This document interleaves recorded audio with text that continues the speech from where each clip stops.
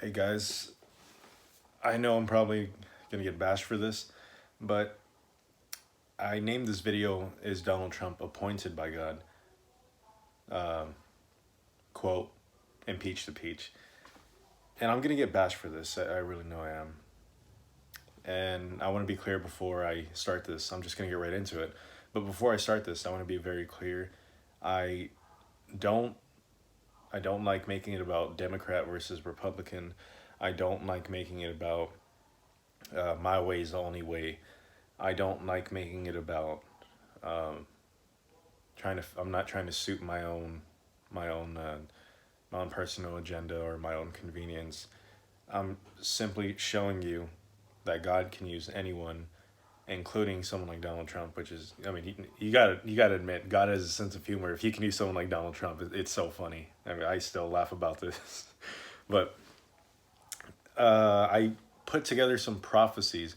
So around maybe the first months Mariah and I were dating, before we got engaged, she got me aboard because she knew I wanted to be a detective, and I just had so much information in my head and my memory. My memory's crazy now after being anointed by God, but this is just a portion of what happens inside my head as I memorize it. So all this is something I can tell you off the top of my head, but I thought I might as well just section it out and use it. This is a small portion. I might as well section it out and show you what goes on in my mind as I'm reading scriptures, and as God continues to uh, anoint my mind and gives me that revelation.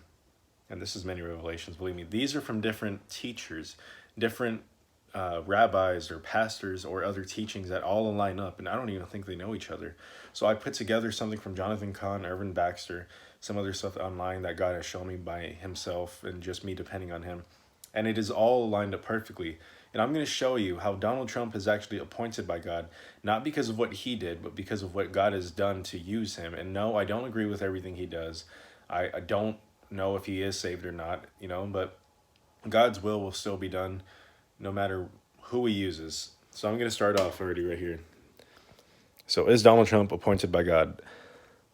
So we're going to start off right here. King Cyrus. So King Cyrus is mentioned in Isaiah 45 verses 1 through 5, and also Isaiah 44 verse 28.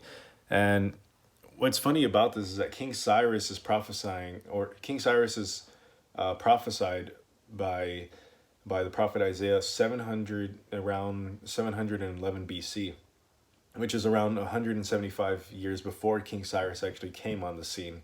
So there was no way that uh, he didn't know who Cyrus was. All he knew was that it was Cyrus, and you can go read those scriptures for yourself.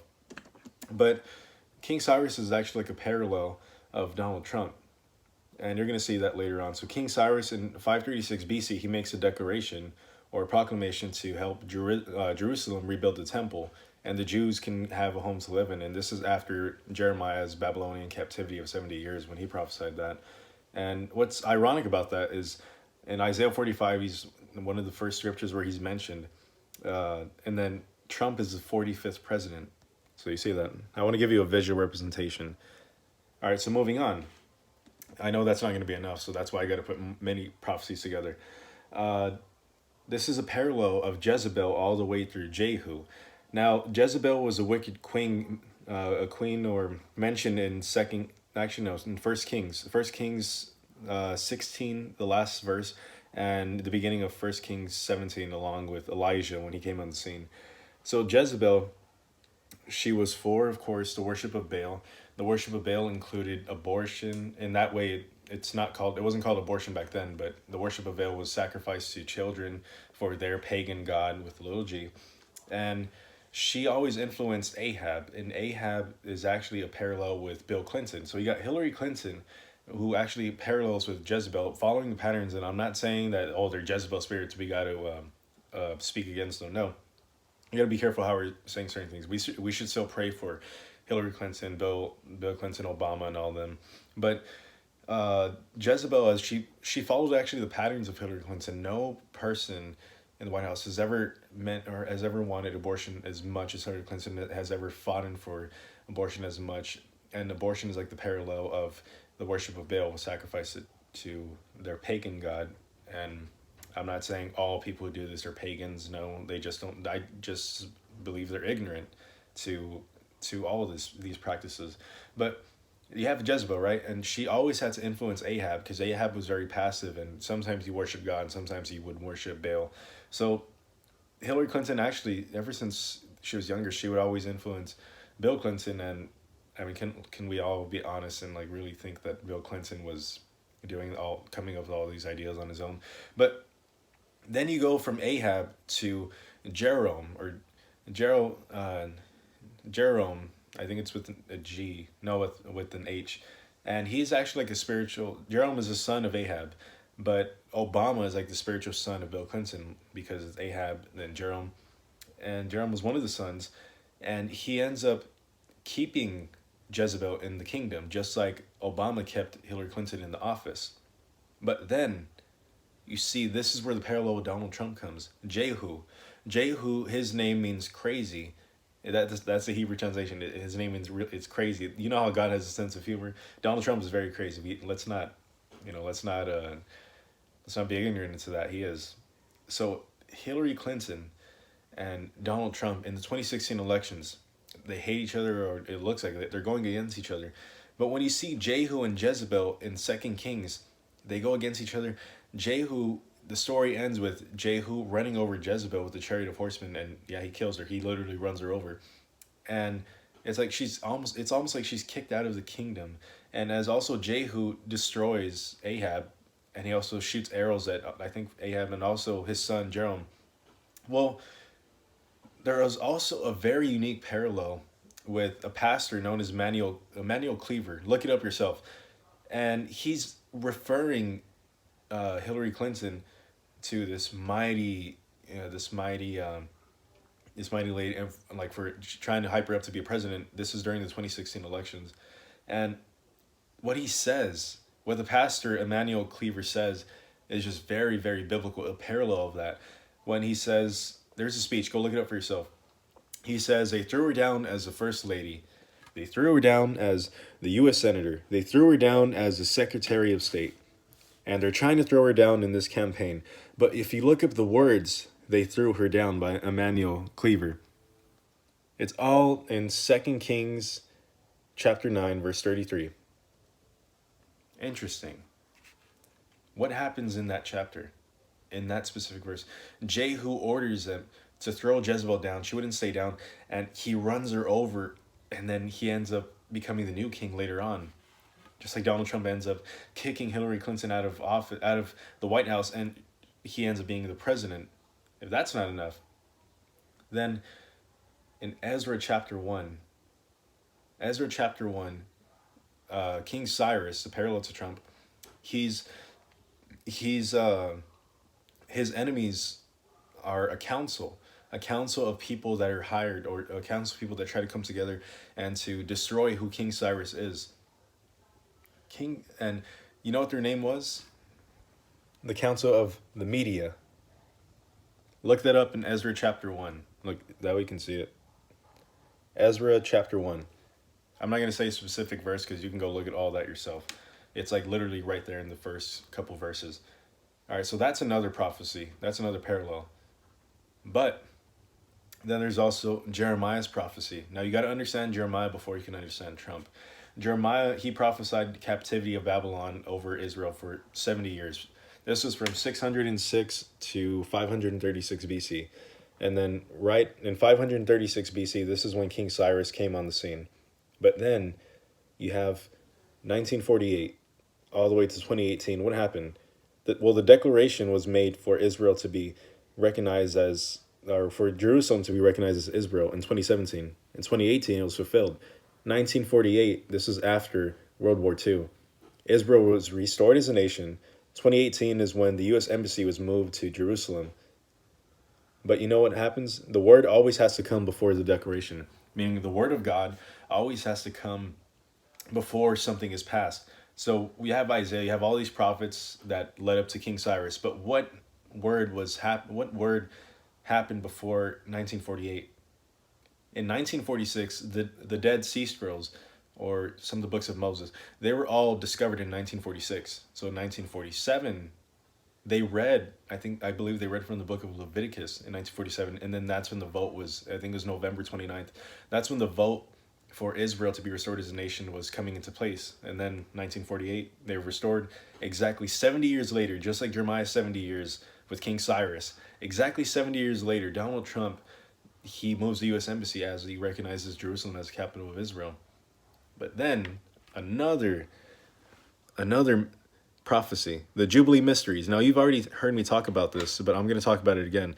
In Leviticus 25, verses 11 through 13, Jubilee is a celebration established by God, as he tells Moses to tell the children of Israel in the promised land. And it's every 50 years. It always means restoration, right? And you're going to see all these years right now. But in Deuteronomy 29, verses 22 and 23, Moses prophesies a foreigner from the land, a foreigner that's going to come from a faraway land. He's going to bear witness, and him and other people, they're going to bear witness. But this foreigner specifically is going to he's going to report it to the entire world. Now, in the modern times, how would he do that if it's thousands of years of prophecy later? Mark Twain, this man, the author of Tom Sawyer and Huckleberry Finn, his real name Samuel Clemens, 1867. 1867, Mark Twain comes, and that is the year of Jubilee, which is every 50 years. It always means restoration, something. 1867, Jerusalem is barely being rediscovered, but there's also a soldier from Great Britain. His name is Charles Warren. Aside from Mark Twain, after he made his new book, Innocents Abroad, and he fulfilled that prophecy with his new book, Innocents Abroad, as he reported the promised land, their desolation to the entire world. In 1867, the same day that Mark Twain was there, Charles Warren, the soldier from Great Britain, was there measuring. He actually fulfilled a prophecy from Zechariah. And that prophecy was of an angel putting a measuring line around Jerusalem. And that always means that God's opening a new door for something greater. So the same thing when Charles Warren did the same thing as he was trying to be undercover when the Ottoman Empire took over Israel that time. And they were known as, I believe, Palestine. He was doing the whole measuring line thing with Jerusalem. He had to really go deep, and they were always watching him because they knew something was up with him, and he had to be undercover. So later on, add 1867, because Jubilee's every 50 years, plus 50. What do you get? 1917. This is when Great Britain defeated the Ottoman Empire. They made something called a Declaration of Balfour, which means the Jews have a home to live in. They're free. 50 years later, 1967, after the Six-Day War, Jerusalem soldiers and the citizens are able to walk into the gates of Jerusalem freely. So 50 years later, 2017 is exactly when Donald Trump made the declaration to recognize Jerusalem as the capital of Israel. So you see from different points how Donald Trump is being appointed, and he's there for a reason. That's why God allowed him. But then you have another prophecy. Ezekiel's prophecy. Now, this prophecy, God showed me this on my own. Ezekiel chapter 4, verses 4 through 8. So I'm not going to get too much into it because we got to move on. But in these verses, it's a total of Israel's sins. Ezekiel has to act out a play. 390 days on his left side for Israel, 40 days for Judah on his right side, which is 430 days in total. But one day equals a year, so it's 430 years. Now remember, this is after Jeremiah's prophecy of 70 years. So Jeremiah's prophecy lasted from 606 to 536 BC. Remember, 536 is when King Cyrus came. So if this happened after Jeremiah's prophecy, that would mean that Jeremiah's prophecy was fulfilled before Ezekiel's. So 430 minus 70 years, because Jeremiah's prophecy was already fulfilled, you would actually have 360 years left. But then again, they prophesied according to the book and the laws, the 5 books of Moses, which is in Leviticus. In Leviticus 26, God says, if you go against me, I sent you prophets, I sent you warnings, then I'm going to punish you 7 times. So what happened? He did. When they sinned against God, with Israel and Judah sinned against God, following other gods and worshiping other religions, you take those 360 years left, times 7, because Leviticus 26 says that there's going to be 7 times of punishment, you get 2,520 years. But then, it's like you're converting Hebrew to English in the Bible translations. You got to do the same thing with the calendars. Now, the ancient Hebrew calendar was 360 days out of the year. So you would take 2,520 years times 360. You have 907, 200 days. This is where you got to translate it. We have 365.25 days out of the year. So you got to divide it, and it gives you 2,483. But remember, in BC and AD timeline, there is no zero. So you got to go one up, which makes it 2,484. Now remember, King Cyrus came in 536 BC. So if you take 2,484 minus 536 BC, you get 1948, when Jerusalem was restored as a nation. And then what happens? Exactly 70 years later, it all goes back to Donald Trump, 2018, when the U.S. Embassy was moved to Jerusalem. Now I'm going to give you one more prophecy to all these perspectives, these different teachings that people that don't even know each other, but what God has shown them has led up to Donald Trump. And I'm not saying he's the best, but I am saying what God uses, he will use for his glory, and it's all about God. It ain't about Trump, all right? We shouldn't even be giving Trump praise, but we should be giving God praise for how he can use anyone for his will. Now, the number 7 in Genesis, the number 7 means complete. It's God's complete number because God created the earth in 7 days. Now you've seen with all these prophecies, have you noticed the patterns that God follows? He's a God of order for a reason. From the Jubilee mysteries, 1867, 1917, 1967, 2017. When the vote for Israel from 1947, before Israel was restored, the vote was in 1947, the declaration. So then you have 1947, and then that vote for Israel. Jeremiah's prophecy was 70 years, 7.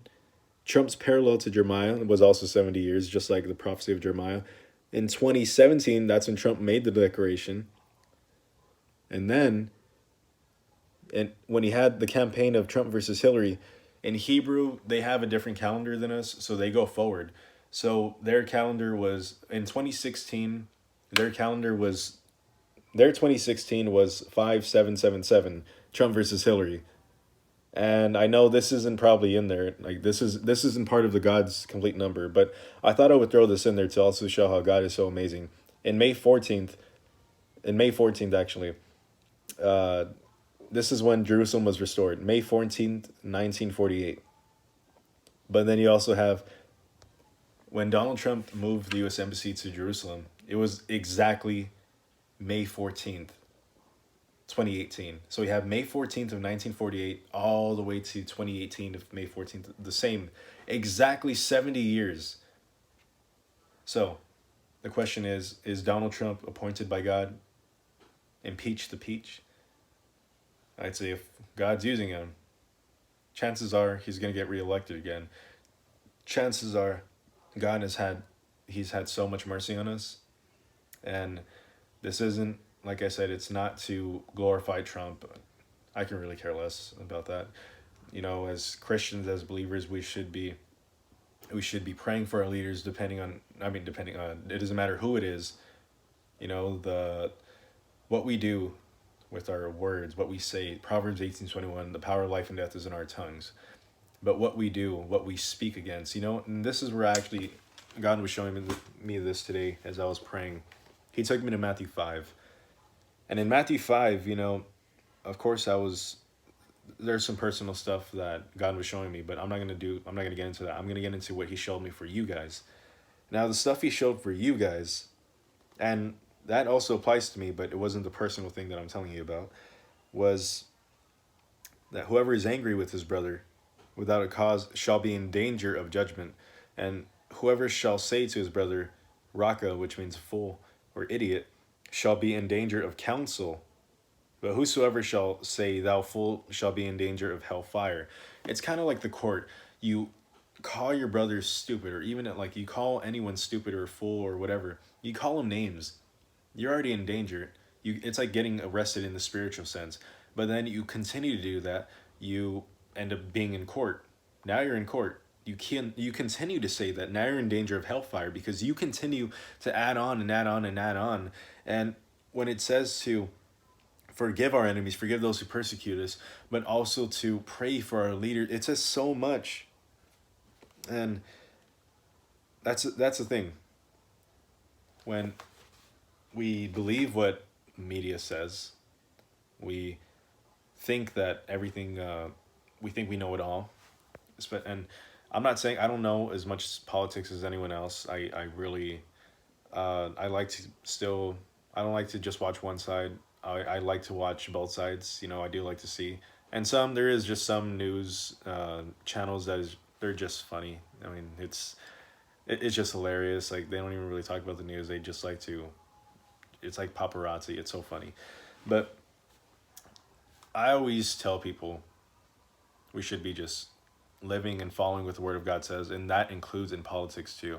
That includes in all this. And if you guys say, and I know you guys are going to tell me this, that we should leave religion out of the government.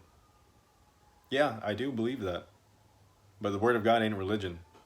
All right? It's the Word of God, which means if He stands in our lives, He stands in all lives as a nation. Just as what we do to Israel affects us. Genesis 12, as He tells Abraham, I will bless those who bless you and your descendants. I will curse those who curse you. So be careful what you're doing. Be careful who you're voting for. And don't vote just because you think something aligns. No, actually pray about it. Ask God and He will show you. I've already showed you what God has been doing in just this. I can give you way more prophecies, but this is just a small portion of how my brain works. How God anointed my brain. So, think about it. Pray about it. And if you want to bash me, I don't really know what to tell you. I mean, you can take it up with me. At least don't just say anything and then run away. I mean, some people have been leaving comments and they just don't even reply anymore. I don't know. I think that's, at least have the courage to talk with me instead of just leaving a comment and then running away. That's, keyboard warriors. I think that's, I don't know. Yeah, but God bless you guys.